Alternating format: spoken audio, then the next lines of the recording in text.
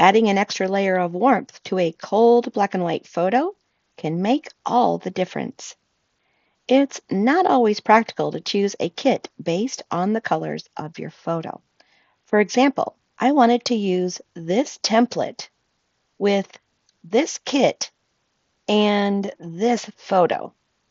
In my opinion, this is what you call color chaos. There's way too much going on. The subject of the photo is being lost, and my eyes just don't know where to look. When color chaos strikes, the simple solution is to turn your photos black and white. I've listed several ways to do that in the manual. But even after desaturating your photos, there is still one more decision to be made. Do your photos need an extra layer of warmth in order to match your papers and elements? Here's how to decide. I have two main choices for my black and white photos. I can keep them black and white, or I can add a touch of brown. Black and white photos would be considered cold. Black and white photos with a touch of brown would be considered warm. So you would ask yourself, do your papers and elements contain cold colors, which would look good with a cold photo, or do your papers and elements contain warm colors, which would look better with a warm photo? I'll be honest, sometimes it's not an easy decision. So the best thing to do is to try just adding an extra layer of warmth and then turn that layer on and off and see which version looks better to you. Let's walk through all of that with my page and photo. So here I am in advanced mode of Photoshop Elements. The instructions for this part of the tutorial are exactly the same for Adobe Photoshop, except where noted. You'll want to begin with a document that has a photo on it, or you could just open a photo by itself. As I mentioned before, I'm feeling like this layout has some color chaos. So the first thing I'm going to do is to turn the photo black and white. Because that's not what this tutorial is about, I've included links in the manual that give you options for turning a photo black and white.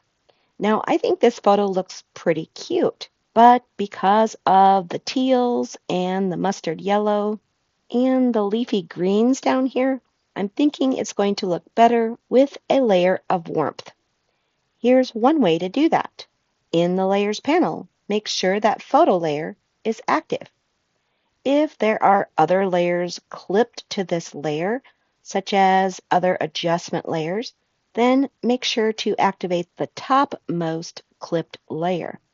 Then in the Layers panel, click on the Add New Fill or Adjustment Layer icon and choose Photo Filter.